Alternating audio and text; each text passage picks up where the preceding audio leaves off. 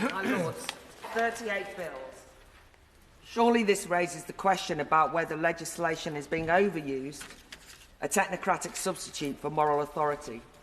I was struck by the noble Lord Sherborne of Didsbury's contribution when he wittily moved the motion for the humble address, quoting the then Lord Mancroft from 70 years ago. We have been over-legislated, glutted, filleted and stifled with legislation. I have to say I empathise. Is the only way for society to show disapproval to resort to banning or criminalising, or the only way to endorse certain behaviours or social norms to set them in legal stone, avoiding the harder job of winning hearts and minds? For example, I have always been a critic of the boycott and divestment movement, and I think we should vigorously argue against academic, arts organisations and councils boycotting specifically Israel, and I will point out how discriminatory and censorious such policies are. But do we need a bill to ban boycotts? It just seems such an illiberal way of confronting anti-Semitism in public bodies. Similarly, as someone who for years has been raising the alarm about increasing cancel culture on campuses, I have often been faced gaslighting denials, even in the face of, for example, gender-critical academics being driven out of their jobs and increasing numbers of speakers at universities no platformed.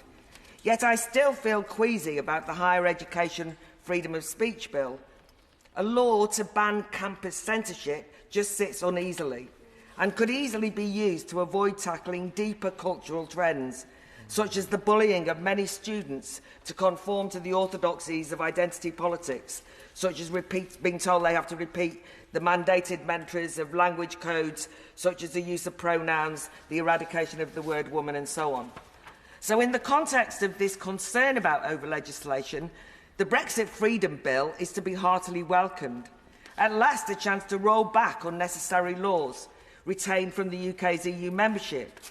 However, an email I received yesterday from the European movement alarmingly declared that this bill epitomises, quote, the calamity of Brexit and strips back all our rights.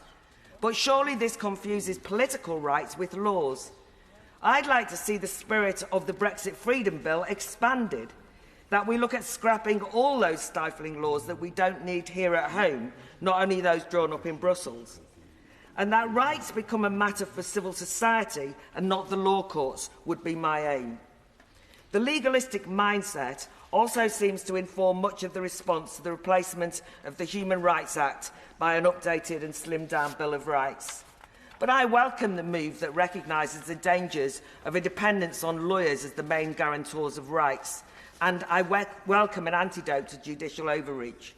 The incremental increase in litigiousness as a political tool can and is used as a barrier to enacting decisions made democratically by the elected government of the day, even when it's not a government that the majority in this unelected House voted for, or the majority in the legal profession voted for. I've heard this new Bill of Rights sneeringly dismissed as bowing to populism, as though being popular with the voting public should be a badge of shame. But there is something chilling about human rights lawyers suggesting that the only defence of rights is an act which was only brought in 1998 by Tony Blair. It's as though all those hard-won rights achieved by rank-and-file activists, trade unionists and all those who fought for racial and sexual equality for decades before the HRA existed are irrelevant. These rights were not gifts handed down from on high and won't disappear without the HRA. So I'd urge we burst the myth that we need to rely on the law to defend freedom, a point viscerally illustrated recently. Where was the HRA or its advocates when we saw the widespread suspension of all civil liberties during the lockdown period? People dragged before the law courts for social gatherings and inhumanely denied rights to visit loved ones locked away in care homes or dying in hospital. And indeed, under the HRA, we've seen increasing criminalisation of speech. So I welcome Dominic Raab's emphasis on using the Bill of Rights to guarantee free speech.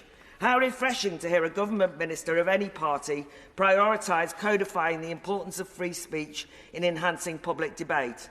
As a director of the Academy of Ideas, which organises such public debates, hear, hear. But as we've already heard, so well articulated by the noble Lord Hunt, Another piece of legislation might well cancel out any free speech gains of the Bill of Rights. The Online Safety Bill really should be renamed the Online Censorship Bill. The ministerial boast that the bill will make the UK the safest country in the world online uses safety it is used by safe space warriors at universities as a synonym for censorship and silencing. Of course, it is proportionate for the law to tackle protecting children from pornography, from those vile suicide sites, from online grooming and harassment. But the bulk of this online safety bill targets adults' freedom to say and read lawful but harmful speech, as explained by the noble Lord Wolfson of Tredegar. Surely it is legislative overkill when the law is used to curtail lawful expression and a non-legal term such as harmful is expanded into the subjective category of psychological. To note, in today's free speech wars, that equals offensive speech some deem traumatic. We are told the bill will empower users, but instead it empowers or will empower, indeed incites, big tech to remove what they decide is misinformation. But what is misinformation? The Wuhan lab leak? The biological fact of sex? Passages of the Bible? Who decides?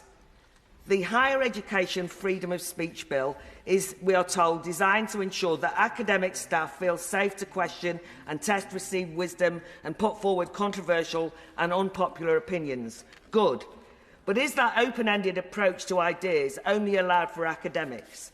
Surely all citizens should be equally free to question received opinion and to have access to controversial views, yet the Online Safety Bill denied them that equal right under the law.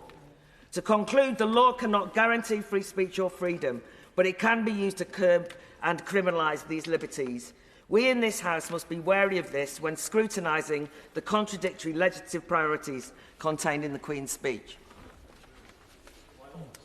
It's always